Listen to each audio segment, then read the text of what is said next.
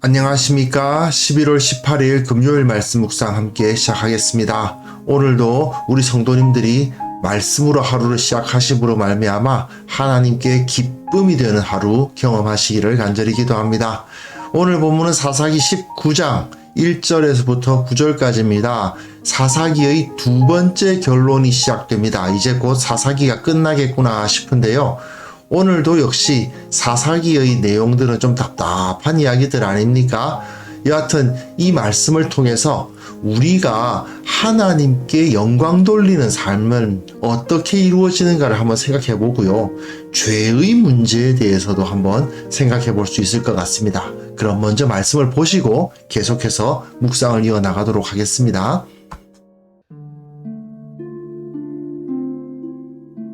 이스라엘의 왕이 없을 그때에 에브라임 산지구석에 거류하는 어떤 레위 사람이 유다 베들레헴에서 첩을 맞이하였더니 그 첩이 행음하고 남편을 떠나 유다 베들레헴 그의 아버지의 집에 돌아가서 거기서 넉 달 동안을 지내매 그의 남편이 그 여자에게 다정하게 말하고 그를 데려오고자 하여 하인 한 사람과 나귀 2마리를 데리고 그에게로 가매 여자가 그를 인도하여 아버지의 집에 들어가니 그 여자의 아버지가 그를 보고 기뻐하니라.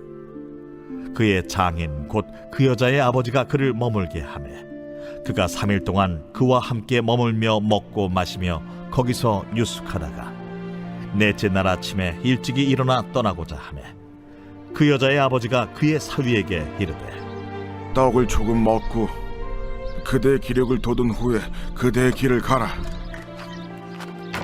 두 사람이 앉아서 함께 먹고 마시매 그 여자의 아버지가 그 사람에게 이르되 청하노니 이 밤을 여기서 유숙하여 그대의 마음을 즐겁게 하라.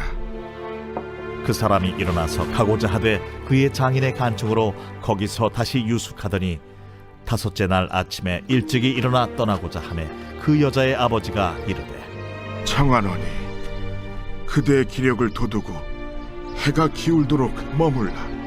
하므로 두 사람이 함께 먹고 그 사람이 첩과 하인과 더불어 일어나 떠나고자 하매 그의 장인 곧 그 여자의 아버지가 그에게 이르되 보라, 이제 날이 저물어가니 청하건대 이 밤도 유숙하라.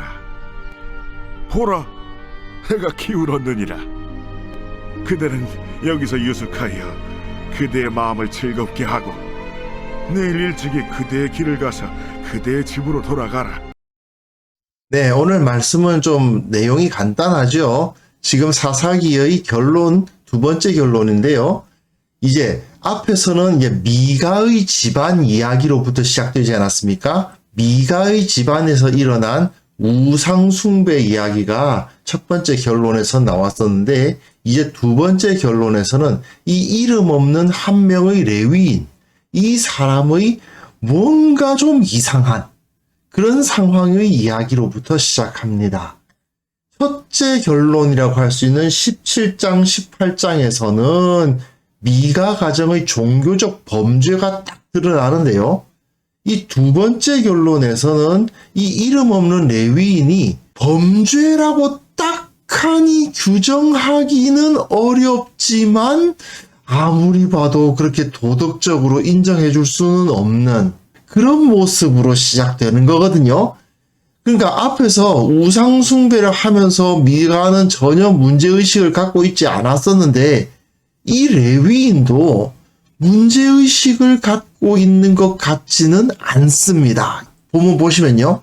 이스라엘의 왕이 없을 그때에 뭔가 문제가 있다 그 말이죠. 이스라엘의 왕이 없어서 이런 문제가 생긴다 그 말인데 에브라임 산지 구석에 거류하는 어떤 레위 사람입니다. 역시 거류해요. 머문다는 이야기입니다. 레위인들이 정해진 성읍에 사는 게 아니라 이리저리 떠돌아다니면서 살아가야만 했다는 것을 보여주는데 그 가운데에서는 어떻게 살아야 할지 몰라서 이리저리 떠돌아야 되는 사람이 있는가 하면 또 나름대로 수완이 좋아서 재산도 좀 모으고 다른 데 가서 좀 떵떵거릴 수도 있는 그런 삶을 사는 사람도 있는 거죠. 그래서 첩을 맞이합니다. 첩을 맞이하려면 재산이 있지 않으면 안 되잖아요. 일단 먹을 입이 하나 더 늘어나는데, 그뿐만 아니라 뒤에 보면 이 나귀 2마리를 데리고 가거든요. 하인도 있고요. 그러면 상당히 재력이 있었구나 하는 것을 알 수가 있습니다. 그런데 그 첩이 행음을 합니다. 첩이 행음을 했다. 이거 참 난감합니다. 정식으로 결혼을 해서 그 결혼 관계를 깼다고 말하기도 어렵고, 그러나 이 첩은 범죄를 한 것이면은 틀림이 없지요. 그래서 이 여인이 남편을 떠나서 유다 베들레헴 그의 아버지의 집으로 돌아가서 거기서 넉 달 동안을 지내는데, 이 남편이 그 여자에게 다정하게 말하고 그를 데려오고자 합니다. 이 행음이 도대체 어떤 행음이었는지는 알 수가 없으나 이 남편은 그 여자를 여전히 좋아했던 것 같습니다. 그런데 이거 뭔가 좀 난감하죠. 분명 제사장들에 대해서는 결혼에 대한 규정이 있어요. 처녀하고만 결혼을 해야 된다든지 이런 규정이 있습니다만은 레위인들의 가정생활에 대해서는 사실 정확하게 규정이 없거든요. 율법에. 그러다 보니까 첩을 가져도 되나? 그래도 레위인이 첩을 가지는 거 좀 이상하지 않아? 하지만 뭐 첩을 가질 수도 있지. 규정되어 있는 것은 아니니까. 그런데 행음한 여자를 다시 데리고 올 수 있어? 원래 부인이었는데 행음한 게 아니잖아. 그러면 이럴 때는 어떻게 하지? 이거 뭔가 좀 불법이다라고 딱 치기에는 뭔가 이상한, 뭔가 잘못되어 보이는데 이러이러함으로 너는 범죄했다 라고 말하기에는 애매한 그런 상태라는 것을 알 수가 있죠. 그래서 어쨌든 하인 한 사람과 나귀 2마리를 데리고 그에게로 가니까 여자가 그를 인도하여 아버지의 집으로 들어가니 그 여자의 아버지가 그를 보고 기뻐하니라. 첩으로 자기 딸을 줬는데 딸이 행음해서 돌아와서 넉 달 동안 있다가 그러다가 그 남편 되는 사람이 다시 찾아오니까 기뻐한다. 이 자기 딸의 범죄에 대해서 꾸짖는 것도 없는 것 같고 첩으로 누군가를 받아들인다는 것도 애매한 것 같고 참 이런 이상한 이스라엘의 율법에는 이렇게 하라는 성윤리가 있는데 그게 보여주는 이상적이고 바른 모습은 아니고 그렇다고 해서 명백하게 이건 범죄다라고 말하기에도 약간 애매한 뭐 그런 상황이죠. 그리고 4절부터 9절까지 보는데요. 좀 긴데 그 장인 여자의 아버지가 머물게 하죠. 좀 있다가 해서 3일 동안이나 머물러서 거기서 먹고 마시면서 즐거워했습니다. 그렇게 잘 교제를 했으면 이제 이 딸을 데리고 가야 되는데 그의 사위에게 떡 좀 더 먹고 그대의 기력을 돋운 후에 그대의 길을 가라. 그래가지고 결국 넷째 날까지 계속 거기에 머물러요. 그 다음에 다시 5째 날이 되었습니다. 아침에 일찍이 일어나서 떠나고자 하는데 그 여자의 아버지가 청하노니 그대의 기력을 돋우고 해가 기울도록 머물라 하므로 또 그 자리에 앉아서 먹어요. 그 사람이 첩과 하인과 더불어 일어나 떠나고자 하는데 그의 장인 곧 그 여자의 아버지가 그에게 이르되 이제 날이 저물어 가는데 밤에 유석하라고 하루 더 있다 가라 이야기를 하는 거죠. 자, 여기서 문제가 생깁니다. 이 사람은 레위인입니다. 레위인이 안식일을 지키지 않는 것을 생각하기는 어렵죠. 그런데 이 사람이 원래 사는 곳은 어디였습니까? 에브라임 산지의 어느 지역이었습니다. 그런데 거기서 베들레헴까지 왔단 말입니다. 안식일에는 이동할 수 없었겠지요. 자, 여기가 이제 에브라임 산지 어디인지는 알기가 어렵죠. 어쨌든 에브라임 산지 어디였을 텐데 여기가 베들레헴입니다. 베들레헴에서 에브라임 산지 쪽으로 출발해야 되는데 가장 가까운 곳이 이제 베델, 좀 먼 곳이었으면 시를로, 그리고 좀 더 가게 되면 이쪽으로 가장 먼 곳이었으면 뭐 세겜이 가깝단 말이에요.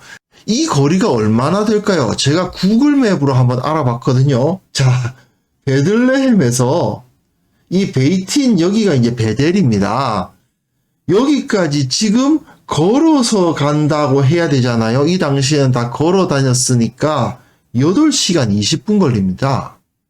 만약에 그 사람이 살던 곳이 저기 위에 세겜 가까운 곳이었다면, 여기가 세겜 가까운 그리심산인데 베들레헴에서 그리심산까지 걸어가려고 하면 17시간 넘게 걸립니다. 이게 굉장히 오래 걸리는 거잖아요. 가장 가까운 베델 지역에 있다 하더라도 8시간이면 아침에 출발하면 저녁에 거의 해질 때가 다 돼서 도착한다는 이야기 아니겠습니까? 이건 어디까지나 쉼 없이 걸었을 때 걸리는 시간이니까 중간에 좀 쉬기도 하고 먹기도 해야 되잖아요. 그러면 아침 일찍 출발했어도 저녁에 해 떨어질 때쯤에 도착한다고 봐야 되는 거 아닙니까? 그런데 이 사람이 5일째나 지금 여기에 머물러 있었다는 거예요. 그러면 자, 안식일에는 못 움직였을 거고 안식 후 첫날 이동하느라고 다 썼겠죠? 3일 보냈습니다. 또 이틀을 보내고 있어요. 그러면 6일을 지금 다 쓰고 있는 거예요. 그죠? 그러니 5째 날에 아침 일찍 출발을 해야 되는 겁니다.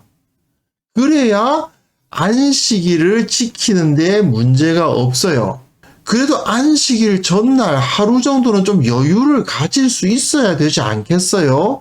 그러니까 이 레위인이 안식 후 첫날에 바로 출발해서 이 장인의 집에 갔다 하더라도 5째 날 아침에 일찍이 일어나 떠나야 자기 집에 가서 안식일을 지키는데 문제가 없어지는 거예요. 그런데도 불구하고 이 아버지는 하루 더 있다 가세요 이러고 있는 것이죠. 그런데 또 머뭅니다. 이렇게 되면 어떻게 됩니까? 제6일을 꽉 채워서 이동하고 도착하자마자 그 다음날 바로 안식일인 거예요. 게다가 이스라엘 사람들은 저녁부터 안식일이 시작됩니다. 그러니까 이렇게 가게 돼서 제6일째에 이동하게 된다고 하면 열심히 아침 일찍 가서 열심히 이동해서 저녁에 도착하자마자 안식일이 시작돼 버리는 겁니다. 그런데도 불구하고 이 사람은 거기 앉아서 또 5째 날을 그렇게 보내고 있는 거예요. 사실 이 사람이 무리하지 않으려면 3일만 있었어야 됐고요. 정말 무리하더라도 5째 날 아침에는 무조건 출발을 했었어야만 됩니다. 그런데도 불구하고 그냥 안식일 날 저녁 때 바로 싹 들어가면 되지 라고 생각을 한 건지 이렇게 5째 날까지 이런 식으로 보내고 있는 거죠.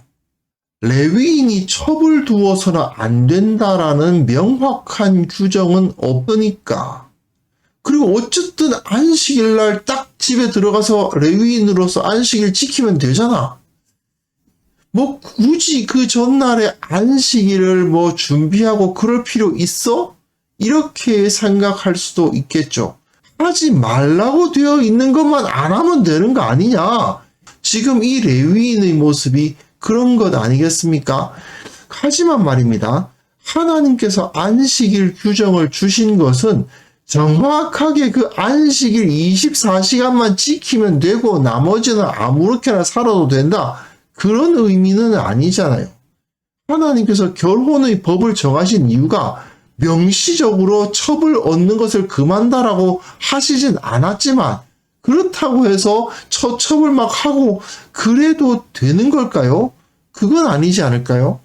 지켜야 할 법의 딱 경계까지 죄로 넘어가는 바로 그 경계까지 다 누려야겠다. 이렇게 행동하는 것은 죄는 짓고 싶은데 그래도 하나님이 두려우니까 죄는 못 짓겠고 그러니 그 경계까지만 딱 가가지고 어떻게든 내가 이 세상에서 쾌락을 누려야겠다. 이런 태도라고 볼 수 있지 않겠습니까? 가끔 이러신 분들 있어요. 성경에 술 마시지 말라는 이야기 있습니까? 사실은 성경이 음주 자체를 금하고 있지는 않습니다. 성경에는 담배라는 단어조차 없고요. 그런데 왜 교회에서 술, 담배를 그렇게 하지 말라고 가르치는 겁니까? 괜찮지 않느냐? 주일날 아침에 내가 예배 가면 되는 거 아니냐? 토요일 밤까지 막 거주망태가 되도록 마시든 말든 어쨌든 주일 아침에 술 냄새가 입에서 좀 나더라도 예배 시간에 앉아 있으면 되는 거 아니냐? 이렇게 생각하시는 분들이 가끔 있거든요. 주일을 미리 준비하지 않고 그냥 어쨌든 그날 11시 예배 전까지만 딱 들어가면 되는 거 아니야. 뭐 11시 예배 조금 늦어도 되지 뭐. 이렇게 생각하면서 그 전에 전혀 거룩한 시간을 준비하지 않는 그런 식으로 신앙생활을 하시는 분들이 있죠.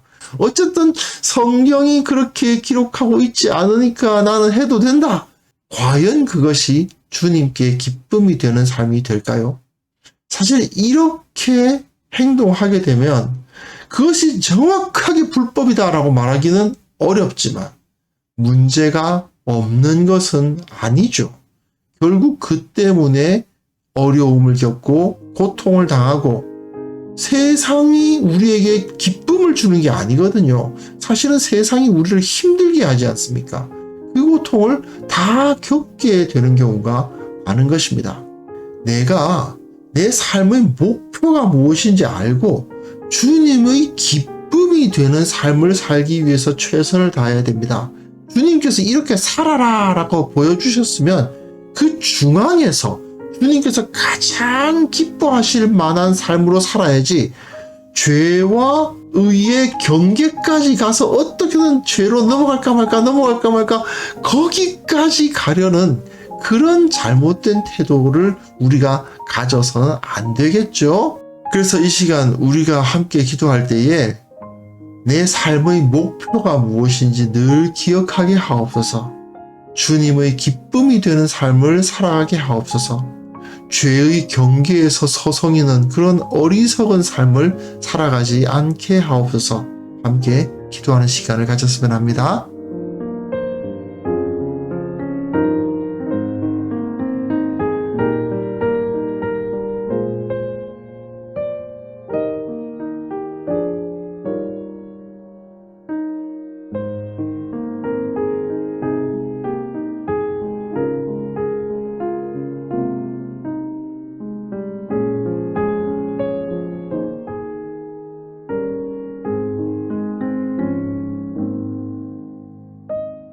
거룩하신 하나님 아버지, 내 삶의 목표가 예수 그리스도 우리 주님을 닮는 것이라는 것을 기억하게 하옵소서. 주님을 닮기 위해서 다름질하는 자가 되게 하여 주시고 죄의 영역에 빠지지 않는 것으로 만족하는 그런 어리석은 자가 되지 않도록 도와주옵소서. 세상의 유혹에 이끌려 죄의 경계에서 서성이는 어리석은 모습을 보이지 않도록 도와주시고 또한 우리 주위에 그러한 지체가 있다면 그를 잘 권면하여 주님께서 기뻐하시는 삶, 예수 그리스도를 더욱더 닮아가는 삶을 살아갈 수 있도록 참으로 그들을 바르게 이끌 수 있도록 우리에게 능력도 허락하여 주옵소서. 주님, 특별히 원하옵기는 이 나라와 이 민족을 불쌍히 여겨주시기를 원합니다. 이 나라가 어느 방향으로 나아가야 하는지 주님께서 보여주셔야 우리의 목표가 어디에 있는지 주님께서 알게 해주셔야만 되겠사오니 주님께서 이 땅을 불쌍히 여겨주시고 특별히 앞장선 자들 바로 설 수 있도록 주님께서 은혜를 베풀어 주옵소서. 주님, 오늘 하루도 주님의 인도하심을 구합니다. 주님께서 붙들어 주시고 주님께서 지혜롭게 하시고 주님께서 능력 주시고 결국은 승리하고 주님의 향기를 드러내어 하나님께 영광 돌리는 하루를 우리가 살아갈 수 있도록 주께서 은혜 베풀어 주옵소서. 주님께 감사를 드리옵고 예수님의 이름으로 기도합니다. 아멘.